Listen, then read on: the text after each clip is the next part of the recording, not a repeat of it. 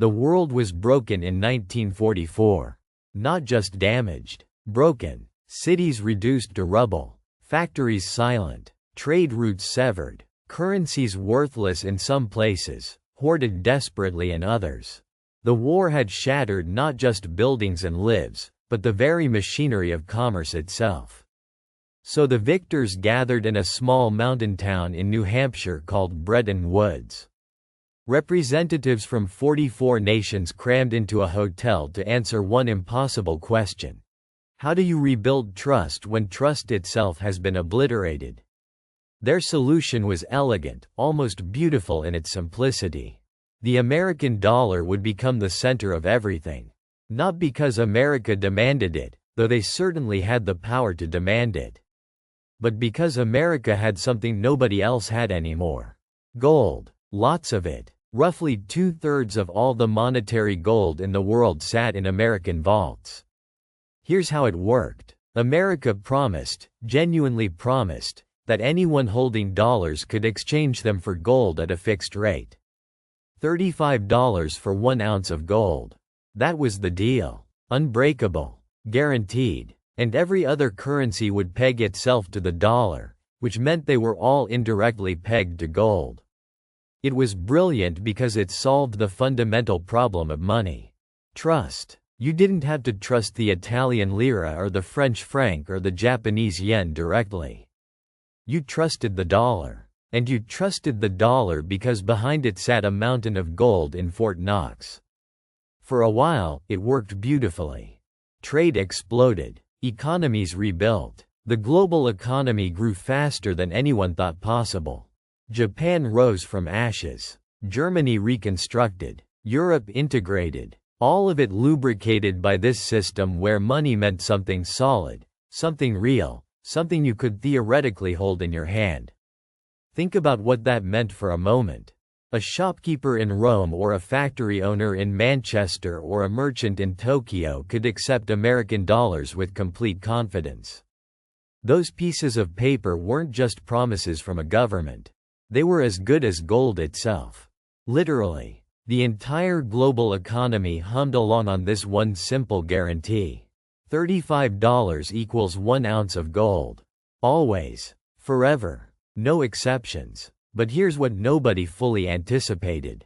America was spending. Not just spending. Hemorrhaging dollars across the globe.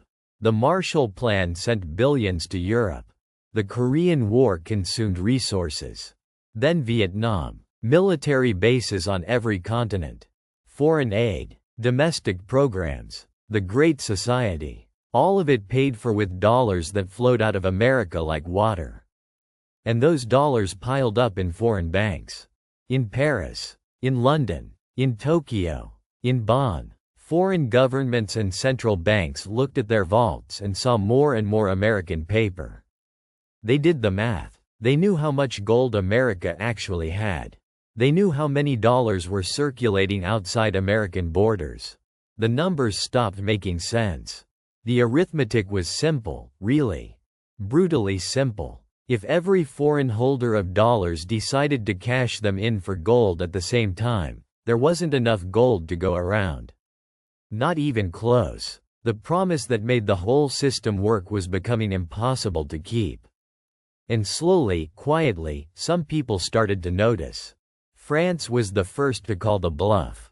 Charles de Gaulle, never one to trust American promises more than necessary, started demanding gold for his dollars.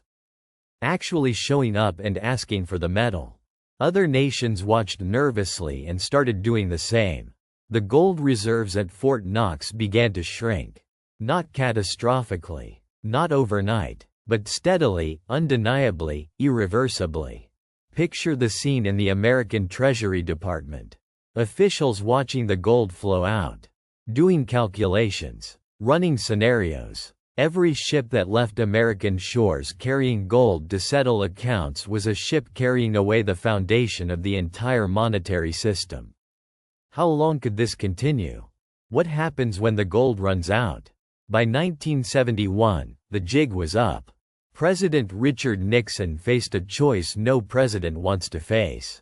Keep the promise and watch America's gold disappear entirely, or break the promise and hope the world doesn't panic.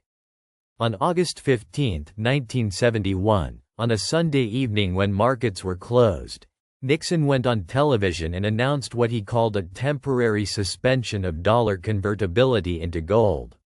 Temporary. That was the word he used. Temporary. It's been temporary for over 50 years now.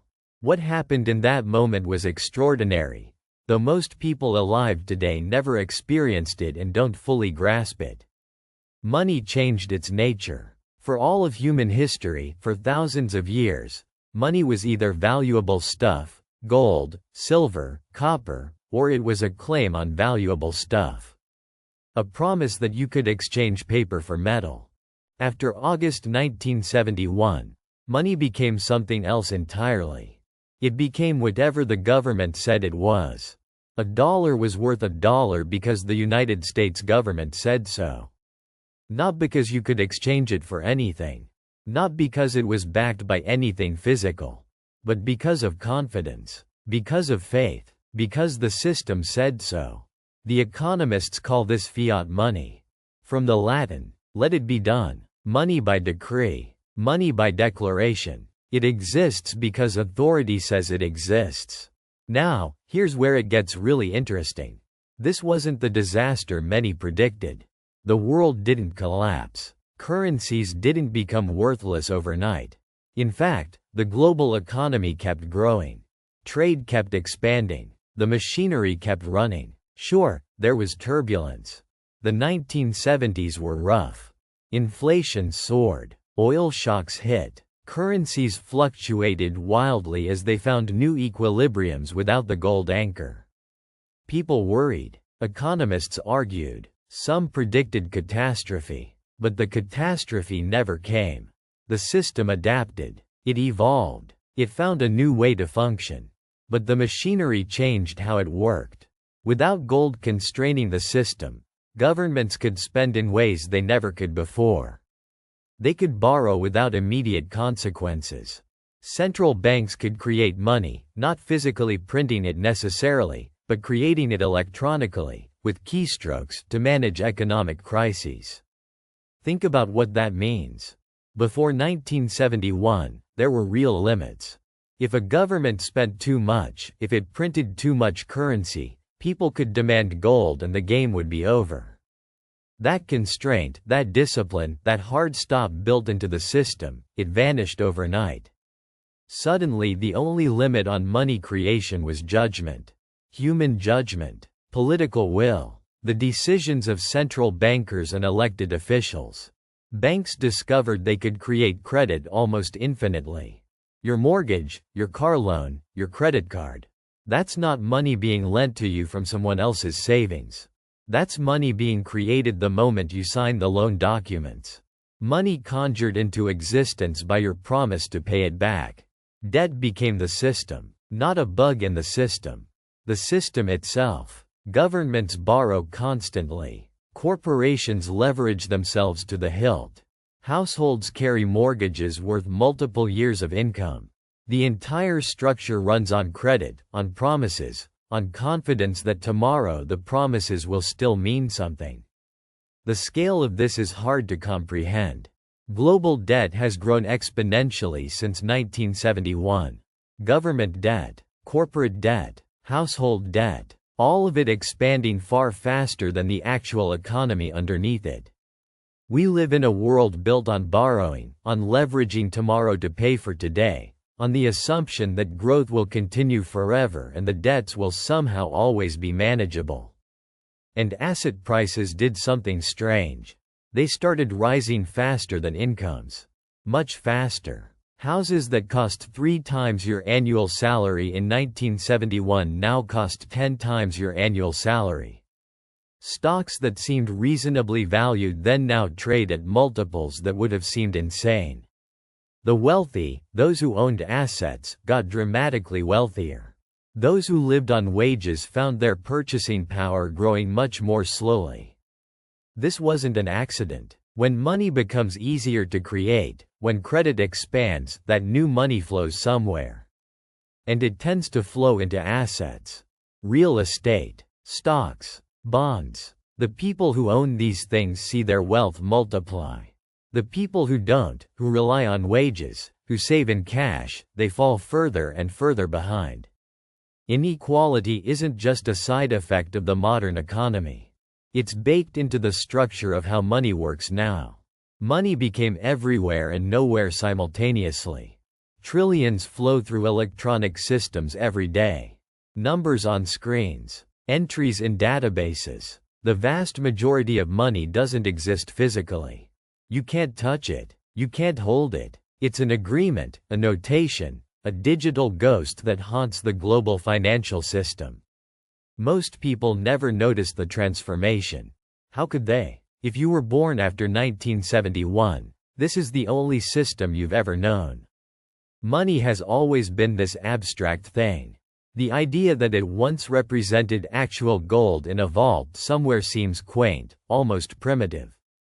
But everything that's happened since, everything about how the modern economy functions, flows from that decision in 1971.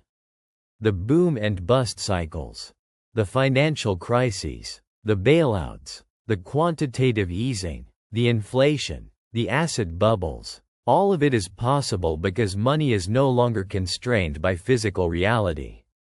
When the financial system nearly collapsed in 2008, central banks created trillions of dollars, euros, yen, pounds, out of thin air to stabilize things.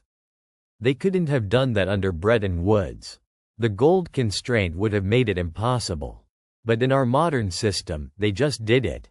They created the money and injected it into the banking system, and the crisis was contained. At least temporarily. This wasn't collapse. It was transformation. Money didn't become fake, despite what the gold bugs and Bitcoin enthusiasts might tell you. It became political. It became a tool of policy rather than a neutral medium of exchange. Who gets money when they get it, how much they get, and what it's worth when they spend it. All of that became subject to human decision-making rather than the cold constraints of metal in vaults. The Bretton Woods system died because it promised something that became impossible to deliver. The system that replaced it makes no such promise. It offers no guarantee. It simply says, trust us, trust the institutions, trust that tomorrow this will still work. And so far, against many predictions, despite many crises, through crashes and panics and moments of genuine terror in financial markets, it has kept working. Not perfectly, not fairly, not without victims and casualties. But it has kept working. The world wanted stability in 1944. What it got was something far stranger. A system where stability depends not on gold reserves, but on collective belief. Where money is real because we agree it's real. Where value exists because we say it exists. Most people still never think about it. They go to work. They get paid. They buy things. The numbers in their bank account go up and down. It all feels normal because it is normal. It's the only normal any of us have ever known. But every transaction, every price, every debt, every asset, all of it operates according to rules that were written when Nixon closed the gold window. We live in the world that decision created. For better and for worse. For richer and for poorer. In a system built not on metal, but on trust. And trust, as it turns out, is the most powerful force in economics. More powerful than gold. More powerful than any physical commodity. Trust is what makes money work. Trust is what made Bretton Woods work until it couldn't. And trust is what makes the current system work, right up until the moment it doesn't. That's the story nobody tells you about money. It's not about the paper or the metal or the numbers on a screen. It's about the collective agreement to pretend those things matter. And that agreement, fragile as it seems, has held for over 50 years now. How much longer it holds is a question nobody can answer. Because the answer depends not on economics or gold reserves or government policy. It depends on whether we keep believing. Whether the trust continues. Whether the agreement holds. And that's a much more uncertain foundation than a vault full of gold ever was.